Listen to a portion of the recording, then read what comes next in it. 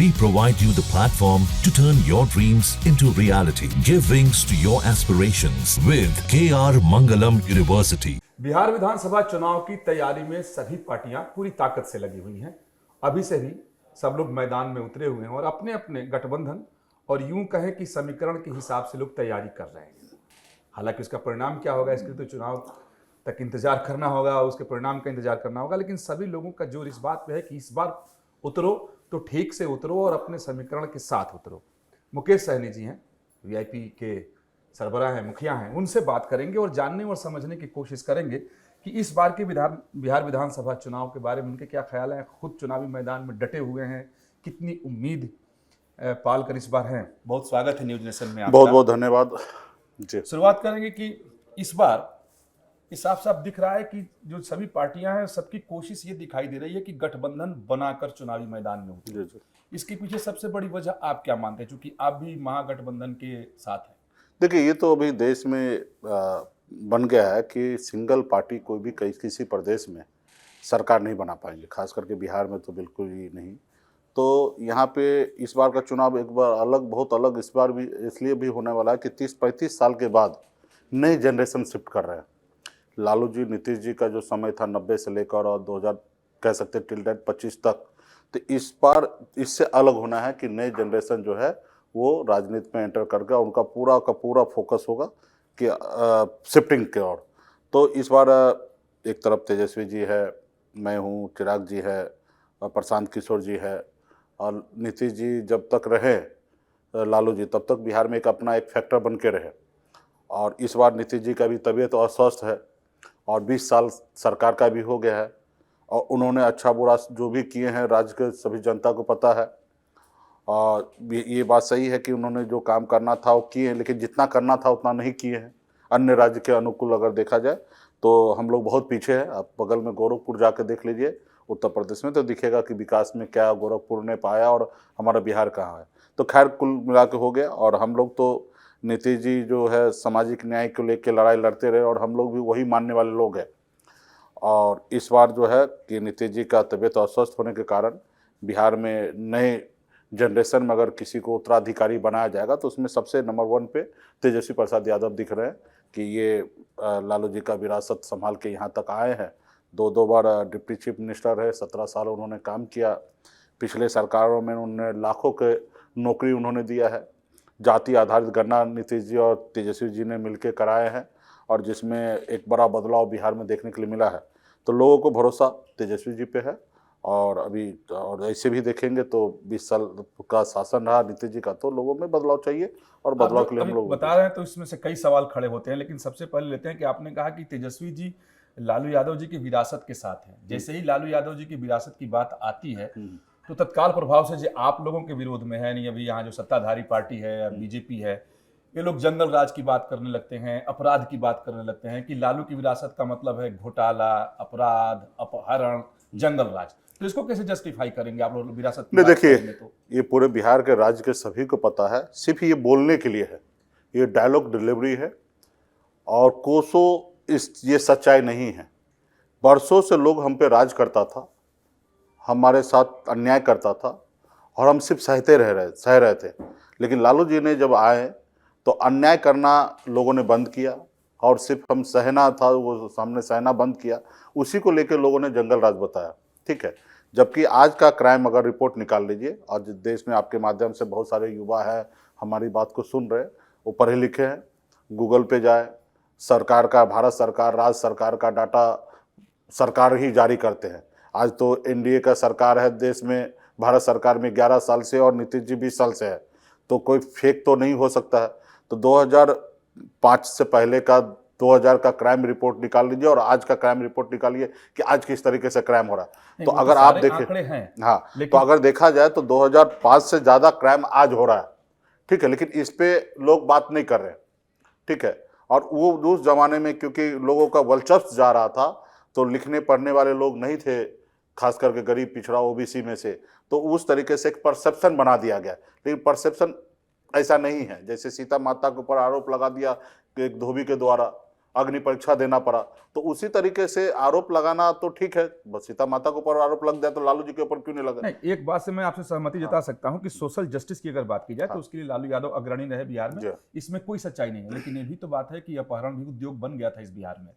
नहीं देखिए, लोग कर रहे थे और उसका भी अगर आंकड़ा निकालिएगा, कौन लोग कर रहे थे, किस जाति के लोग कर रहे थे, किस धर्म के लोग कर रहे थे, ये भी आप आंकड़ा निकालिए। और फिर ये देखिए, ये लंबा समय हो गया, अभी इसको सबको भूलना पड़ेगा।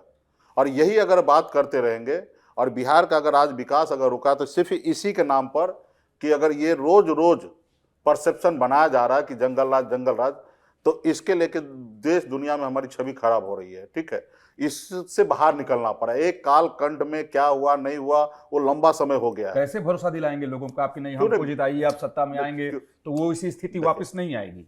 देखिए, लॉ एंड ऑर्डर किनका संभालने का काम है? आईपीएस का काम है। जिला किसको संभालना है? आईएएस को संभालना है। ये सरकार तो एक डिसीजन लेता है, और सब मिलके डिसीजन लेगा। तो उस समय का भी अगर देखिएगा तो आईएएस आईपीएस ये कौन थे, किस वर्ग से लोग थे? और आज तो सामाजिक न्याय को मजबूती करने से, जब से ओबीसी आरक्षण हिंदुस्तान में मिला, तो इससे अभी सामाजिक न्याय थोड़ा मजबूत हुआ और अभी हम लोगों को देखने के लिए मिलेगा। ठीक है, तो कोई एक आदमी का करने से पूरा राज्य बदनाम नहीं होगा और कोई एक आदमी का काम का अच्छा करने से राज्य पूरा सही नहीं होगा। इसमें सबको अपना 100% देना पड़ेगा। तो हम लोग अभी नए जनरेशन के लोग हैं, पूरा दुनिया घूम चुके हैं, चाहे वो तेजस्वी जी हो, हम हो, तो हम लोगों को अभी राज्य में जो हमसे अगर गलती हुआ है तो वो भी हम लोगों को सीख लेना है कि वो गलती दोबारा नहीं हो, उसके लिए काम करना है। ठीक है, क्योंकि हम लोगों का भी 30 साल का उम्र बचा है समाज सेवा करने के लिए। अगर मान लीजिए अगर हमारे पास मौका मिलता है और हम अच्छा से कंट्रोल नहीं कर पाते तो हमको दोबारा कोई चुनेंगे नहीं चुनेंगे। तो मुझे भी तो डर होगा कि राज्य को अच्छी तरीके से लेके जाना, ठीक है, और कंट्रोल करके लेके जाना। ठीक है, जवाबदेही हमारे पास है। तो ये बोल के कि नए जनरेशन को विरासत ना मिले तो ये तो सरासर अन्याय होगा। एक बार हमको देखो तो देखिए मौका, और हम सदा के लिए नहीं मांग रहे, सिर्फ 5 साल के लिए मांग रहे। अभी दो बार 17 महीना के लिए तेजस्वी जी रहे, कहाँ कोई क्राइम बढ़ गया है? तो आज सबको एक्सेप्ट करना पड़ेगा, फिर आप किसी न किसी को चुनना है। आपने अभी विरासत की बात कही तो एक बयान काफी आपका चर्चित रहा कि आपने कहा कि तेजस्वी यादव, चिराग पासवान और अपने बारे में आपने कहा कि नीतीश जी की विरासत आप ही लोग आगे लेकर बढ़ सकते हैं। इसके पीछे आप कहना क्या चाहते हैं? नहीं देखिए, नीतीश जी का जितना हमने जाना, देखा, समझा, नीतीश जी हो, स्वर्गीय रामविलास पासवान जी हो, लालू जी हो, इन लोगों का हमने जब भी देखा, पार्लियामेंट में भाषण देखा या जमीन पे उनको काम करते हुए देखा, तो हमेशा ये देश के 100% सभी आबादी के लिए सोचा है। और कुछ लोग जो है 15%, 20% के बारे में सोचते हैं, और एक यही लोग हैं कि 100% सभी जाति, सभी धर्म के लिए लड़ाई लड़े हैं और सभी को लाभ दिया। हाँ, और हम लोगों का मानना है कि जो नीचे सबसे पीछे है उनको आगे लाया जाए। ठीक है, तो नीतीश जी भी इसी रास्ते में काम किए हैं, चाहे वो भले भाजपा के साथ उनका संबंध रहा, गठबंधन रहा, उनके साथ सरकार चलाए, लेकिन हमेशा सामाजिक न्याय को वो मजबूत करते रहे। तो हमें लगता है कि ये सामाजिक न्याय जो मजबूती जो है हम ही लोग लेके चलेंगे। लेकिन मुकेश जी, इसके दूसरे अर्थ भी निकाले जा रहे हैं कि कहीं आप असमंजस में तो नहीं है महागठबंधन को लेके? अगर नीतीश ये बात कर रहे हैं कि अगर नीतीश कुमार जी की तरफ से भी ऑफर आए तो आप जा सकते हैं, ये भी अर्थ निकाले जा रहे हैं? नहीं, बिल्कुल ही नहीं। देखिए, नीतीश जी तो हम बोले ना, अभी अनफिट हो चुके हैं, तबीयत तो अस्वस्थ हो चुका है, और हम तो ऊपर वाला से कृपा कर भगवान से मनाएंगे कि ज़्यादा से ज़्यादा उनका तबीयत स्वस्थ रहे। और अभी उनकी पार्टी को सब चारों साइड से लोगों ने कब्जा कर लिया है। ठीक है, अभी वहाँ पे सिर्फ नाम के लिए अभी आप देखिए कब्जा कर लिया है। उनके पार्टी में जो भारतीय जनता पार्टी ने कर लिया, उनके दल में जो लोग हैं उनको अपने पास कर लिया। आज देखिए रोड पे जाइए, सब जगह नीतीश जी के बराबरी में मोदी जी का फोटो लगा दिया गया है। भाई, राज्य का चुनाव हो रहा है, देश का प्रधानमंत्री का चुनाव नहीं हो रहा है। यहाँ राज्य का चुनाव में आप देखिए कि किस तरीके से पैरेलल हो रहा है। इससे पहले हमको 2020 में दिखा दीजिए कि ऐसा पोस्टर हुआ होगा, या 2015 में दिखा दीजिए, या 2005 में या 2010 में दिखा दीजिए कि इस तरीके से पोस्टर हुआ होगा, नहीं हुआ होगा। अभी किस नीतीश जी को अपने अंदर कर लिए, एडॉप्ट कर लिए। भाई, राज्य का पोस्टर में कैसे, राज्य का चुनाव में कैसे मोदी जी का फोटो लगेगा? बीजेपी के लिए चेहरा है प्रधानमंत्री मोदी। अब बीजेपी के लिए चेहरा है ना, यहाँ तो नीतीश कुमार जी है ना, नीतीश कुमार जी को देखना है, नीतीश कुमार को राज चलाना है। अगर आप कह रहे हैं, या नहीं तो अभी बोल दीजिए कि नीतीश जी नहीं रहेंगे, या नीतीश जी नहीं रहेंगे तो फिर लगाइए मोदी जी का चेहरा। एनडीए ने तो घोषित किया है ना कि नीतीश ही चेहरा, तो नीतीश जी चेहरा रहेगा तो मोदी जी का क्या काम है उसमें? अभी नीतीश जी अगर दुल्हा है तो मोदी जी क्या है? मोदी जी लोकनिया बन के रह सकता है, यहाँ पे डिप्टी सीएम का सेकंड ऑप्शन होता है कि डिप्टी सीएम। तो मोदी जी तो प्रधानमंत्री का कुर्सी छोड़कर डिप्टी सीएम बनने के लिए आएंगे नहीं, उनके अपने राज्य में नेता नहीं है क्या? उनको चेहरा लगाना चाहिए। अच्छा, बार बार अभी आपसे बात हो रही है, आप भी 2-3 बार बोल गए, तेजस्वी यादव लगातार बोल रहे हैं, मौका लगते राहुल गांधी ने भी बोला, आप भी बार बार बोल रहे हैं नीतीश कुमार के हेल्थ को लेकर, स्वास्थ्य को लेकर के। तेजस्वी यादव और भी तल्ख होकर बोलते हैं, आप तो कम तल्ख होकर बोले, जबकि जेडीयू और बीजेपी का कहना है कि नहीं, वो बिल्कुल स्वस्थ हैं, उनके नेतृत्व में चुनाव लड़ेंगे, अगले फिर से मुख्यमंत्री वही होंगे, और आप लोग बार बार स्वास्थ्य की बात कर रहे हैं। अच्छी बात है, हम तो भगवान से कामना करते हैं कि स्वस्थ रहे, लेकिन जिस तरीके से आप लोग और पूरे बिहार की जनता को पता है कि जिस तरीके से विधानसभा में हो या मंच पे हो, किस तरीके से बोल जाते हैं, किस तरीके से कर जाते हैं, इसी से हम लोगों को आशंका हो रहा है कि आखिर हुआ क्या है। और हम लोग चिंतित होते हैं कि भाई नीतीश जी स्वस्थ रहे, और जिस तरीके से वो उनका एक्टिविटी होते, जिस तरीके से उनका स्टेटमेंट होता, जिस तरीके से राज्य में वो आज से 5 साल पहले जो एक्टिविटी के तहत काम करते थे, भाषण देते थे, अब वो भाषण नहीं हमको सुनने के लिए मिलता, ना मीडिया से पहले डिस्कशन करते थे, इंटरव्यू देते थे, वो इंटरव्यू हमको पिछले 1.5 साल से हमको सुनने के लिए नहीं मिल रहा है। तो इससे हम लोगों को आशंका है कि तबीयत नीतीश जी का खराब है, और ये वो एक परसेप्शन बनाया जा रहा है कि भाई कैसे भी घेर के रखे और इस तरीके से ना मैसेज जाए। लेकिन बिहार में लोगों को कि आप लोग अपमानित कर रहे हैं नीतीश कुमार को। नहीं, बिल्कुल ही नहीं। हम लोग तो मानते हैं कि हमारे अभिभावक हैं, और हम तो आज एक इतना इंटरव्यू में हमने बोला एक बार भी कि नीतीश जी को कोसा, हम तो यही कह रहे हैं कि भाई आपने अच्छा काम किया है, सामाजिक न्याय को मजबूती से यहाँ तक लाए हैं, हम लोगों को अपना विरासत सौंपिए। हम अगर उनको गलत बोलेंगे तो भला उनका विरासत कैसे लेने का बात करेंगे। अच्छा, बिहार में तमाम तरह की बातें हो रही हैं, हालांकि चुनाव में भी थोड़ा वक्त है, लेकिन तैयारी में आप सब लोग लगे हैं, आप रात दिन खुद ही घूम रहे हैं, तमाम सारी बातें हो रही हैं, लेकिन थोड़ा सा गौर से अगर देखें तो साफ लग रहा है कि सिर्फ जातीय कॉम्बिनेशन बनाकर चुनावी मैदान में उतरने की तैयारी है। क्या सिर्फ जाति की लड़ाई अभी भी चलेगी बिहार में? क्योंकि बहुत पहले नारा होता था कि बेटी और वोट जात को देते हैं, तो क्या इस बार भी यही रहेगा? नहीं, देखिए, ये बिहार यूपी में सिमिलर राजनीति होता है, और बिहार यूपी में आप देखिए कि कुछ समाज जाति अगर पीछे रह गया है तो उनको लाने के लिए उनके जाति ने काम किया, और इसलिए वो समाज आगे आया है। कोई दूसरा लोगों ने कभी भी उसका उंगली पकड़ के आगे नहीं लाया, दूसरे लोगों ने हमेशा उस पर राज किया है। अगर यादव समाज का अगर बिहार में अगर परिवर्तन हुआ, उत्थान हुआ है, तो ये लालू प्रसाद यादव जी का देन है। अगर पासवान जी का अगर उत्थान हुआ है, तो पासवान समाज का उत्थान हुआ तो स्वर्गीय पासवान जी का देन है। उत्तर प्रदेश में दलित भाई का अगर उत्थान हुआ तो बहन मायावती जी का देन है। उत्तर प्रदेश में यादव भाई का अगर उत्थान हुआ तो लालू जी का, मुलायम सिंह जी का देन है। यहाँ पे भी लव कुशों को अगर बिहार के राजनीति में अगर वर्चस्व अगर उनका दिखा तो ये नीतीश कुमार जी का देन है। तो ये निश्चित तौर पे जिस समाज से आते हैं तो उनके लिए लड़ाई लड़ते हैं, हक की बात करते हैं, और उनके लिए भी जरूर जो बजट बनता है राज्य का खजाना में, उसमें भी ध्यान रखा जाता है कि वहाँ तक भी हमको पहुँचाना है। लेकिन दूसरे लोग जो होते हैं वो कभी भी वहां तक नहीं पहुंचाने की कोशिश करते, अपने घर तक पहुंचाने का कोशिश करते। तो इसलिए यहाँ पे एक सफल प्रयोग है कि अपने अपने लोगों के साथ क्लस्टर में चलिए। आज जैसे हम लड़ाई लड़ रहे हैं, मेरा यही सवाल था कि जो निषाद कम्युनिटी है, इस बार की लड़ाई में निषाद कम्युनिटी अपने को कहाँ खड़ा हुआ पा रही है? आप अपने को कहाँ देखना है? क्योंकि वही मैं कह रहा हूँ कि आज बिहार में मेरे को एक नाम बता दीजिए, निषाद समाज के लिए कोई लड़ता होगा। एक नाम नहीं कोई लड़ने के लिए, तो कोई किसी उसके साथ क्यों रहेगा? आज मैं लड़ाई लड़ रहा हूं, मैं अपने मंत्रिमंडल भी त्याग किया, कुर्सी गवाया, 4 विधायक को हमारा खरीद लिया गया, हमको सरकार से बाहर कर दिया जो सरकार हमने बनवाया था। ये क्यों? क्योंकि हमने निषाद समाज की बात कर रहे थे, उनके हक की बात कर रहे थे, उनके लिए लड़ाई लड़ रहे हैं, यूपी से लेकर बिहार तक लड़ाई लड़ रहे हैं, इसलिए हमारी पार्टी को तोड़ दिया गया। कहाँ वो आप आगे आके उनके लिए काम कर रहे हैं? चलो हमारा पार्टी तोड़ दिए, हमारे विधायक खरीद लिए। कहाँ मोदी जी आके निषाद समाज का आरक्षण लागू कर दे रहा है? भाई बंगाल में जब निषाद को आरक्षण है एससी का, जब दिल्ली में निषाद को एससी का आरक्षण है, तो आपको बिहार में देने में आपत्ति किस बात का है? जब देश एक है, देश के प्रधानमंत्री एक है, देश के संविधान एक है, तो फिर हमारे साथ ऐसा भेदभाव क्यों हो रहा है? जब बंगाल, उड़ीसा, झारखंड, बिहार ये सब पहले एक ही राज्य हुआ करता था, राज बंटवारा हुआ तो बताइए बंगाल का निषाद और बिहार का निषाद तो एक ही है ना। राज बंटवारा होने से क्या होगा? राज को छोटा करने से क्या होगा? लेकिन हमारा रिजर्व हमको क्यों नहीं मिल रहा है? आज हम लड़ाई लड़े, ये क्यों नहीं मोदी जी लड़ाई लड़ रहा है? ये मोदी जी क्यों नहीं कर रहा है? अगर मोदी जी करेंगे तो निश्चित तौर पर मोदी जी को निषाद समाज वोट देंगे। तो जब नहीं आप काम कीजिएगा, जो काम करेगा उन्हीं के साथ ना लोग रहेगा। आज लोग कहीं पे हमारे बच्चे के साथ बलात्कार हो जा रहा, हत्या हो जा रहा कहीं पे, उसके लिए कहाँ कोई लड़ने के लिए जा रहा? हम ही को जाना पड़ता है, वहां पे धरना प्रदर्शन करना पड़ता है, एसपी से लड़ाई लड़ना पड़ता है।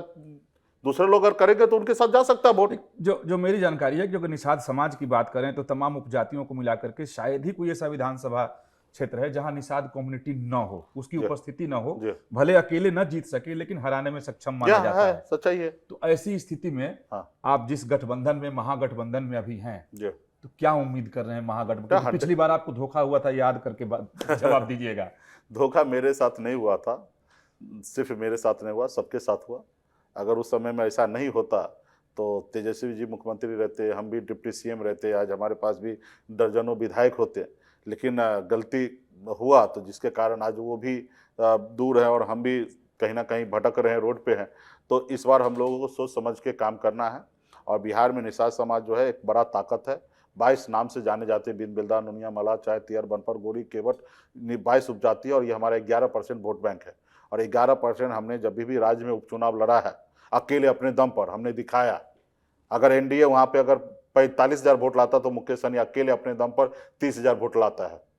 तो ये हमारी ताकत है और हमारे वजह से एनडीए को हारना पड़ता है। हमने सिमरी बख्तियारपुर में लड़ा, वहां पे एनडीए को 15,000 वोट से हारना पड़ा क्योंकि 25,000 वोट हमारे पास आ गए। तो अभी पुरनी में हमने लड़ा। तो हर जगह हम जहां लड़ते हैं तो मेरा वोट जो है हमारे साथ होता है और जब हमारा वोट होता है तो एनडीए को हारना होता है। तो बिहार में क्लियर है, वीआईपी पार्टी जहां पे होगा 7-8% वोट तो इन हाउस वोट जो है वो उधर होगा। और ये एनडीए से निकल के इनके लिए अगर 8% की बात है तो इसके लिए 16% का नुकसान होगा। अगर आपके ही आंकड़े को हम मान लें जी, तो क्या उम्मीद की जाए कि इस बार के विधानसभा चुनाव में कम से कम वीआईपी को डबल डिजिट में सीट मिलेंगे, यानी संख्या उसकी रहेगी? अब बताइए कि जब हम सरकार, आपको 42% सरकार वोट की आवश्यकता है और 42% वोट में अगर हम आपको सरकार में अगर 8-9% अगर वोट हम दे रहे हैं तो आप समझ सकते हैं कि हमारी हिस्सेदारी क्या होना चाहिए।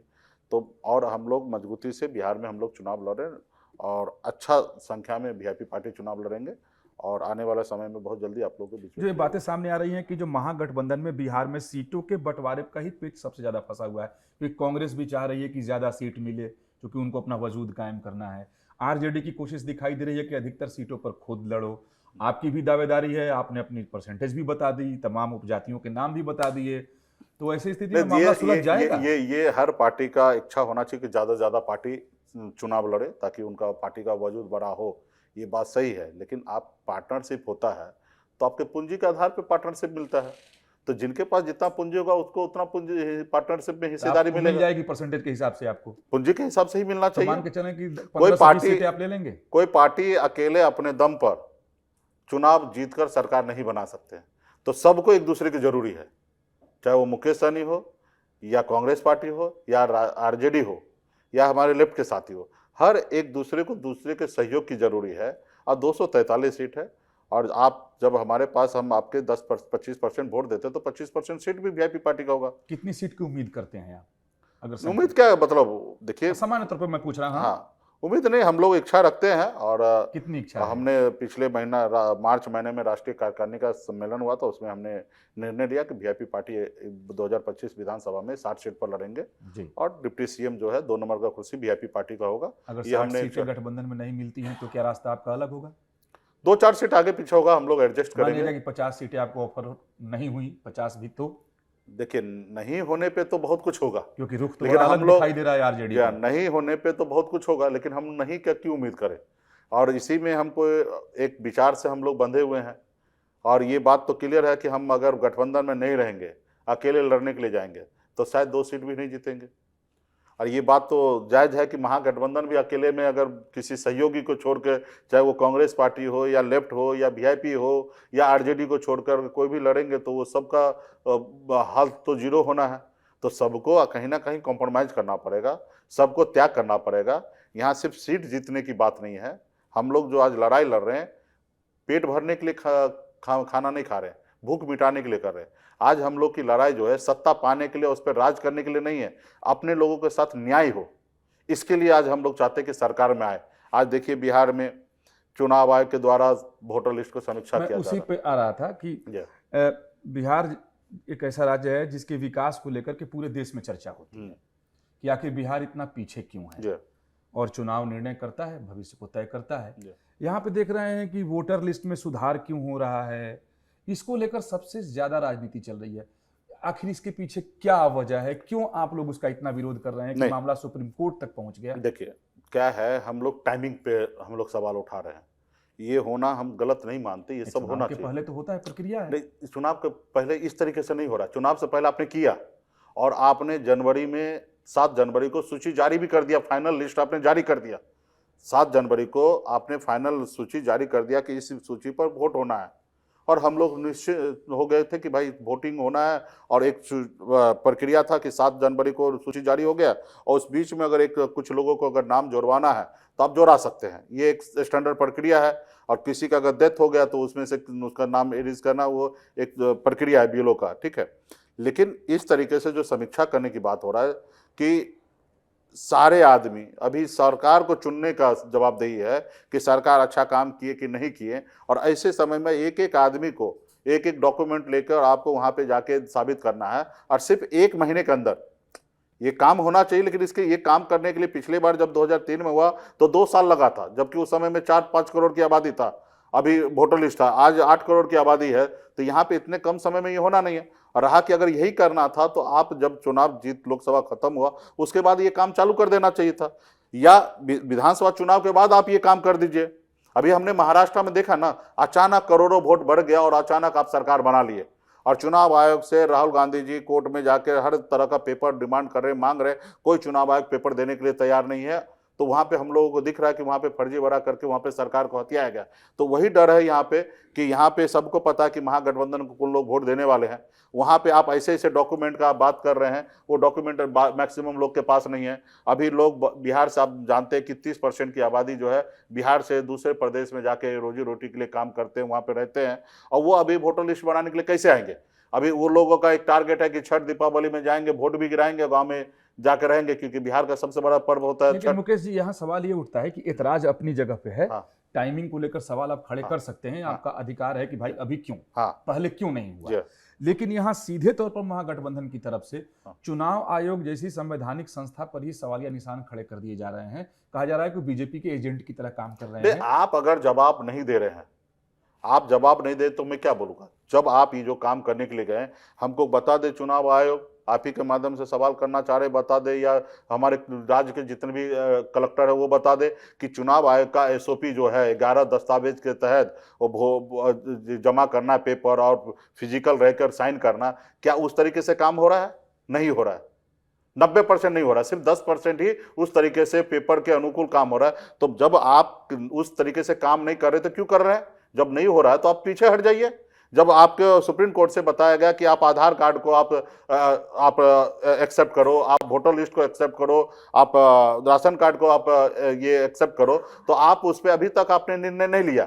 लेकिन आपके राज्य में जो लोग आप काम कर रहे हैं, बीएलओ, पता कर लीजिए कि 90% ऐसे जो पेपर है जो उसमें आधार कार्ड भी नहीं है, फोटो भी नहीं है, आदमी बॉम्बे, दिल्ली, कलकत्ता में उसका भी पेपर जमा हो रहा है, यानी कि सही से काम ही नहीं हो रहा। तो फिर करा क्यों रहे? आप देखें सीमांचल के इलाके में जो जितनी जनसंख्या है उससे कई ज्यादा 123%, 126% आधार कार्ड निकल। बोलिए, भारत सरकार को सूची जारी करने के लिए एक परसेप्शन बनाया जा रहा है, ये गलत है भाई। देश में तो पूरा साइट पे सब कुछ दर्ज है। नहीं नहीं नहीं नहीं, कहिए भारत सरकार को, गृह मंत्रालय से कहिए सूची जारी करने के लिए, फिर हम समझते हैं।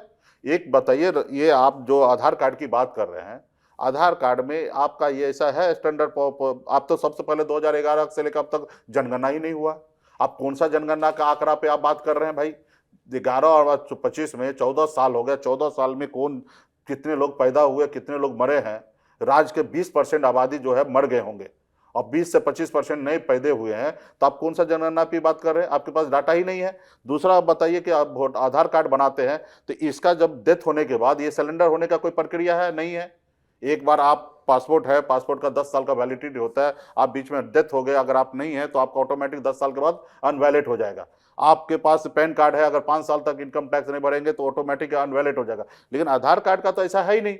तो आधार कार्ड तो बनाते जा रहा, तो निश्चित तौर पे बड़ा संख्या में दिखेगा, क्योंकि उसमें तो डिलीट करने का कोई ऑप्शन ही नहीं है ना। उसमें तो कोई एक्सपायर करने का कोई डेट ही नहीं है कि भाई इतना साल के बाद फिर से आपको ये करना है। तो ये जो आंकड़ा लाया जा रहा है वो गलत है। सिर्फ बिहार में हिंदू मुसलमान करके उनको सूट करता है। पहले तो ये मेरे को बताइए, आप लोगों पर आरोप लग रहा है कि तुष्टीकरण के लिए हमको नहीं, लोग ऐसा कर रहे हैं। ये बताइए, अगर मैं मान लेता हूं कि अगर वोटर गलत है, बांग्लादेशी, पाकिस्तान, अफगानिस्तान, रोहिंग्या, अमेरिका, नेपाल, जहां का भी हो, दूसरे देश से अगर लोग आके वोटर लिस्ट बन गया तो चुल्लू भर पानी में किसको डूब मरना चाहिए? भारत सरकार को।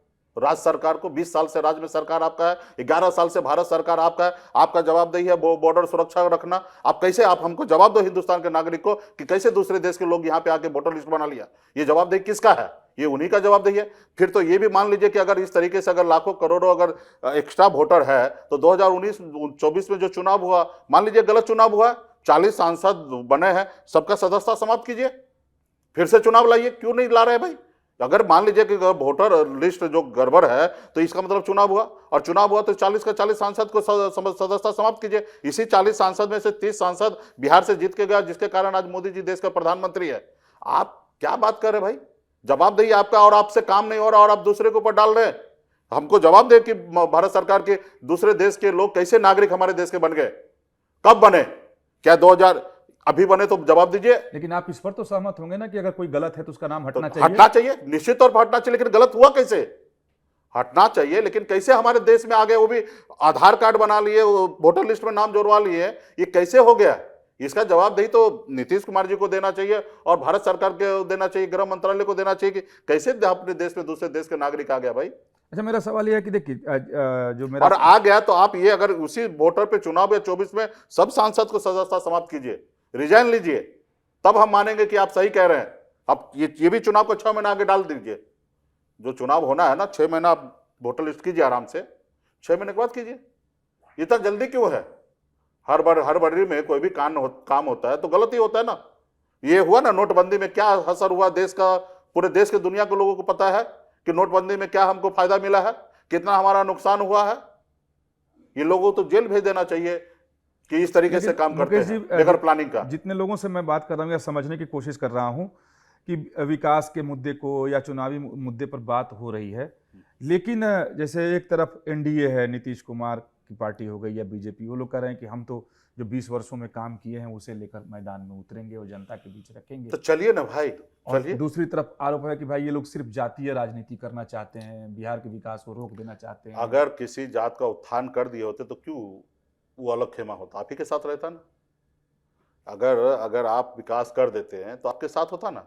आज मोदी जी को बहुमत मिलता ना बिहार में। मोदी जी का तो जाति का यहाँ पे संख्या नहीं है, लेकिन उसके बाद भी अगर लोगों को एहसास होता है कि काम मोदी जी किए तो 2014 में भी 32 सीट एनडीए जीता, उसके बाद तो 39 सीट जीत गए 2019 में 40 में से। अभी भी आपने देखा कि 40 में से 30 सीट आपने जीत गया। यानी कि देश के लोगों को लग रहा है कि भाई नहीं, भारत में मोदी जी रहना चाहिए तो रह रहा। हम लोग उसका विरोध कर रहे हैं कि नहीं, यहाँ पे गड़बड़ी हो गया। हम तो एक्सेप्ट कर लेते जनादेश को कि भाई जनता ने मान लिया और मोदी जी प्रधानमंत्री बने हैं। अगर अभी भी अगर आप विकास किए हैं तो जनता के बीच में चलिए ना। ये चोर दरवाजे से वोटर लिस्ट में से नाम को डिलीट कराना, नाम जोड़वा लेना, हटवा लेना, ये क्यों? ये करना है तो 1 महीने के बाद कर लीजिए, चुनाव के बाद, या चुनाव का डेट को 6 महीने आगे बढ़ा दीजिए, या लोकसभा के बाद कर लेना चाहिए था। लेकिन आप सीक्रेट प्लान पे काम कीजिएगा तो बिहार के लोग इससे थोड़े हैं। तो ये आपकी बात अगर मान लें तो फिर बिहार विधानसभा चुनाव में आप लोगों की तरफ से एजेंडा और मुद्दा क्या होगा? किस बात को लेकर मैदान? हम लड़ेंगे ना, हम लड़ेंगे, आने वाला समय में लड़ेंगे। नीतीश जी का सब चीज हम बताएंगे। नीतीश जी ने क्या किया 20 सालों में, मोदी जी ने क्या किया 20 सालों में, 11 सालों से। गुजरात में खेल के लिए मोदी जी 3200 करोड़ रुपया देते पिछले 11 सालों में, और बिहार में खेल के लिए 350 करोड़ रुपया दिए। क्यों भाई? ऐसा भेदभाव क्यों हो रहा है? वहां पे गुजरात में 17 मेडल मिला है, उसमें 2 गोल्ड मिला, और बिहार में 37 मेडल हम लोग को बिहार के युवा ने लाया है।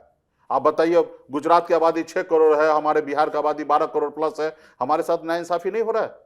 आप बिहार को क्यों खेल में प्रमोट कर रहे हैं? जितना संसाधन गुजरात को भारत सरकार दे रहे हैं उतना ही संसाधन हमको बिहार को क्यों नहीं मिल रहा है? यानी नीतीश कुमार ठीक से काम नहीं कर पा रहे हैं या केंद्र सरकार हक मार दे रही है? केंद्र सरकार भी हक मार रहा है और नीतीश कुमार मुंह बंद करके बैठे हुए हैं।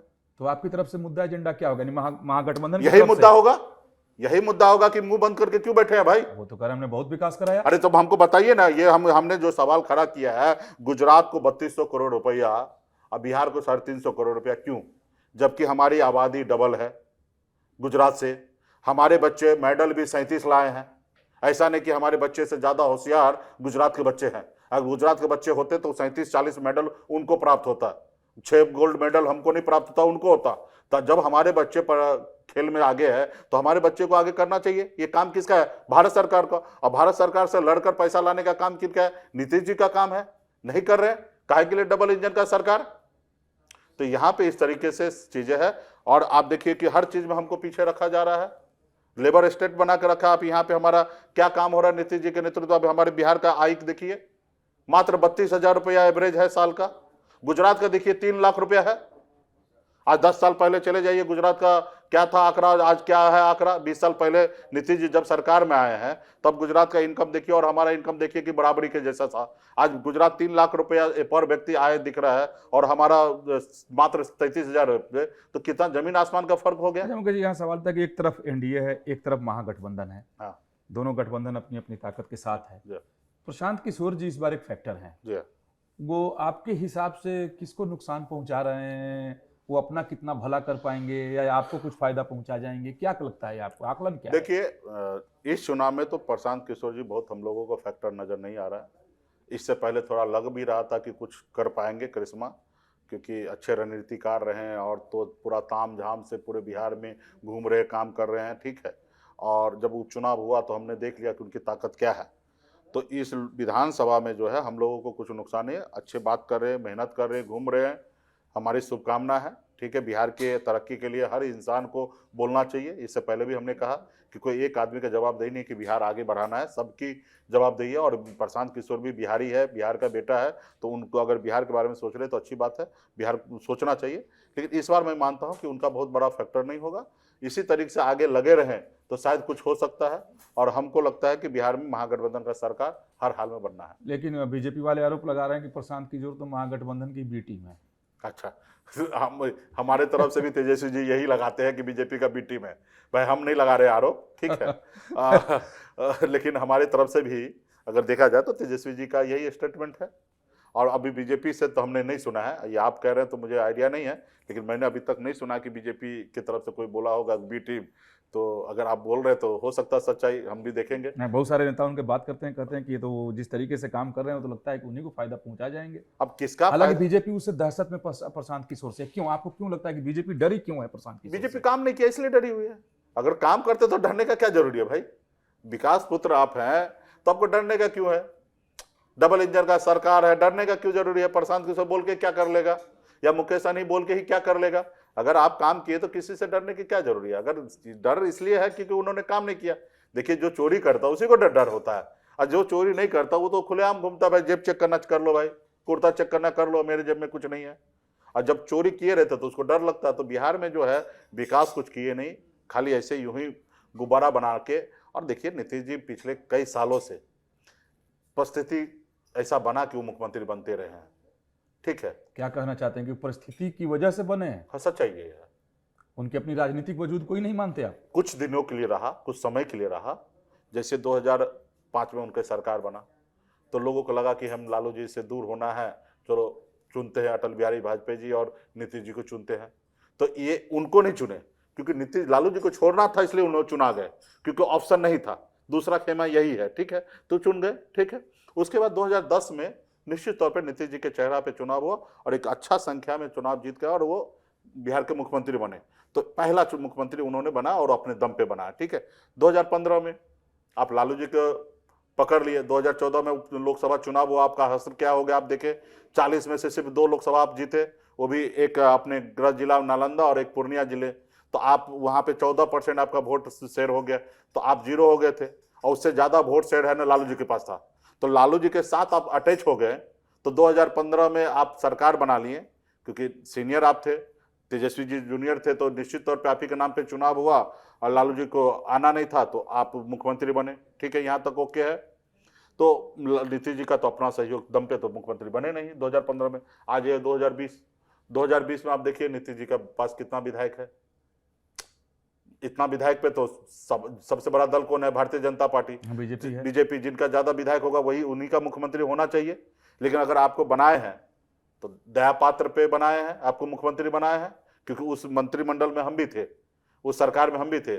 उस सरकार के पास बहुमत टोटल विधायक जो 125 हुआ, अगर उसमें से 4 विधायक निकाल देते तो 121 में सरकार नहीं बनता। यानी कि हम अगर सहयोग नहीं देते, अगर हम अपने 4 विधायक लेके कहीं चले जाते तो नीतीश जी मुख्यमंत्री नहीं बनते। हमने मुख्यमंत्री बनाया है, हमारे सहयोग से बना। उसमें भी सबसे बड़ा पार्टी जो था भारतीय जनता पार्टी था।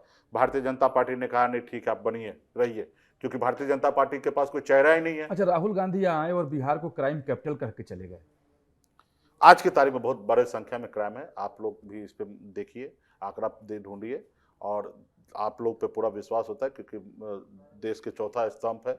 और क्राइम जो है ना, नीतीश जी जब स्वस्थ थे ना तो इतना क्राइम नहीं था, लेकिन आज अस्वस्थ होने के कारण, उनके प्रशासन पे से पकड़ हटने के कारण, वो सरकार पे से पकड़ हटने के कारण आज अफसर जो है ना ब्यूरोक्रेट हावी हो चुका है। उनको मालूम है कि मैं ही मालिक हूँ, मेरे ऊपर कोई नहीं है, जिसके कारण ये क्राइम है जो है ना बड़े संख्या में बढ़ रहा है। इससे पहले 3 साल पहले अगर देखिएगा तो इतना क्राइम नहीं था। लेकिन बीजेपी की अगर बात की जाए, हालांकि बहुत खुलकर अभी लोग राजनीतिक कारण से नहीं बोल रहे हैं, लेकिन इशारे में बात जरूर कर देते हैं कि जो अभी क्राइम अचानक से बढ़ा है इसके पीछे राजनीति है। यानी वो आप लोगों की और फिर तो आपको चुल्लू भर पानी में डूब मरना चाहिए।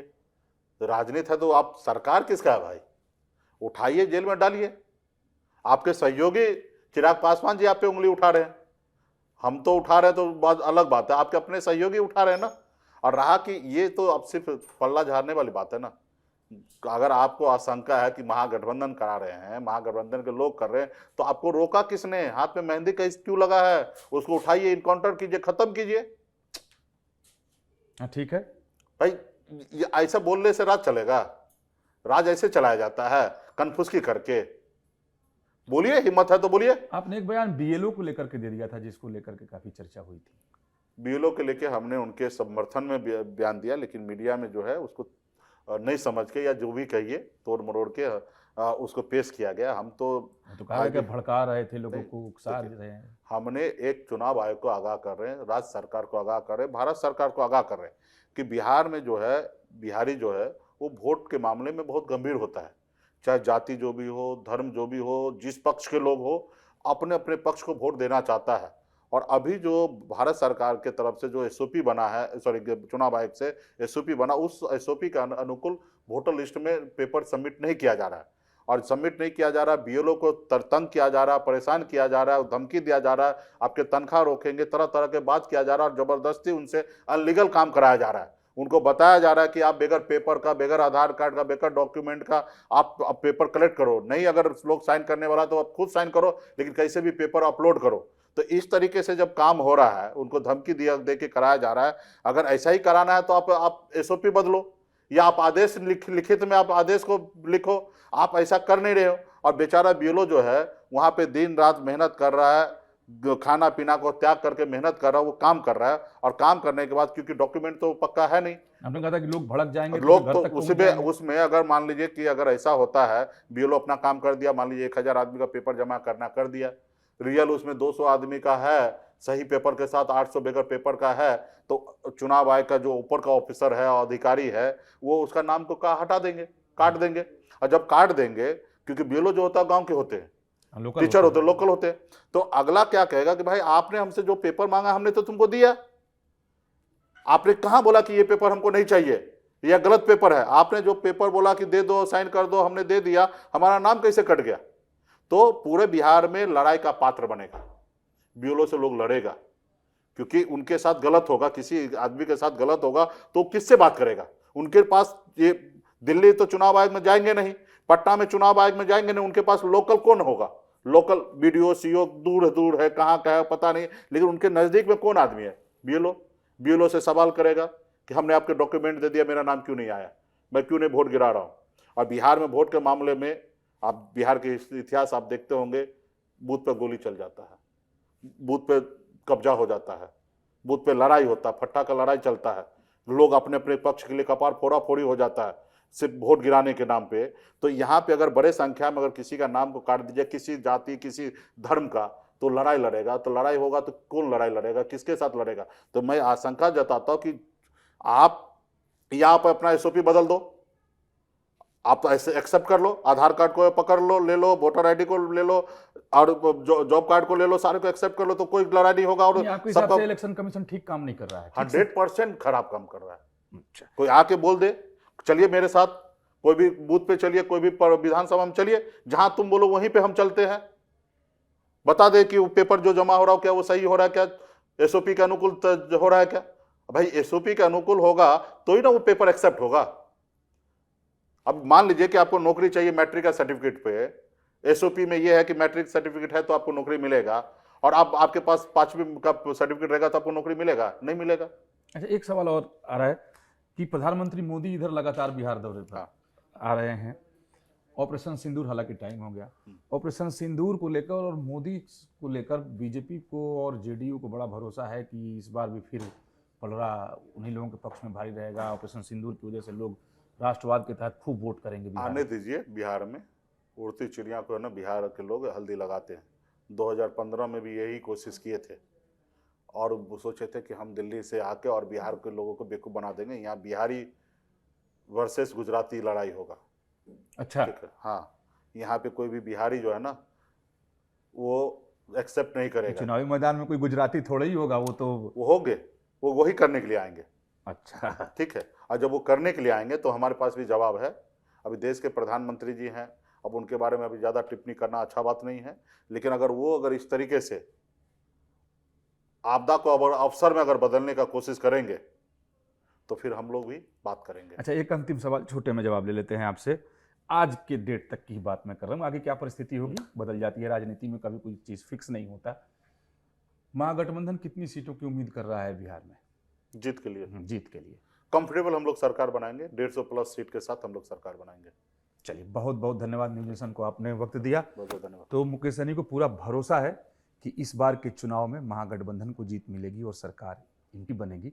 हालांकि बीजेपी और एनडीए का दावा जो है वो अपनी जगह है और प्रधानमंत्री के चेहरे से उन लोगों को बहुत भरोसा है। जहाँ भक्ति है हर शब्द में, कथाओं में छुपे हैं दिव्य रहस्य और ज्योतिष देता है जीवन को दिशा। धर्म से जुड़ी हर बातों को जानने के लिए हमारे चैनल स्तुति को सब्सक्राइब करें। चैनल पर जाने के लिए इस लिंक पर क्लिक करें।